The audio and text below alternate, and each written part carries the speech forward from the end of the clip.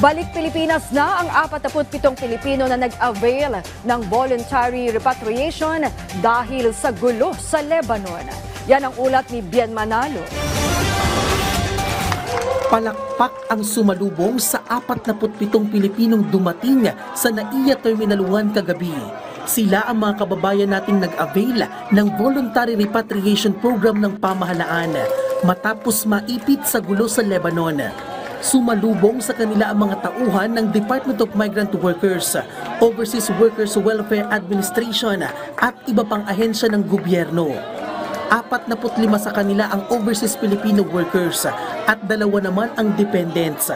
Ito ang pinakamalaking batch ng mga OFW na napauwi mula Lebanon simula ng ipag-utos ni Pangulong Ferdinand R. Marcos Jr. ang repatriation program nang magsimula ang gulo nitong October 2023.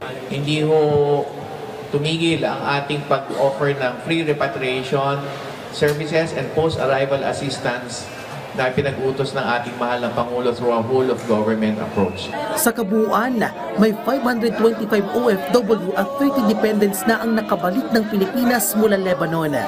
Makatatanggap ng 170,000 pesos na tulong pinansyal ang mga OFW.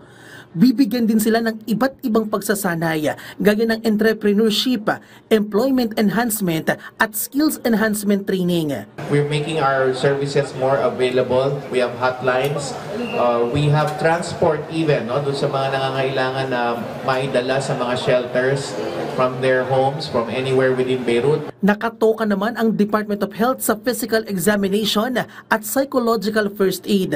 And we will provide them more hospitalization services kung kinakailangan even after they have gone home to their specific provinces. Sa tala ng DMW, aabot sa 364 na OFW mula Lebanon ang makakauwi sa Pilipinas ngayong buwan. Mahigit 200 na rito ang inaayos na ng Lebanese Immigration Authorities. Sa ngayon, naka-alert level 3 ang Lebanon. Ibig sabihin niyan ay mandatory repatriation.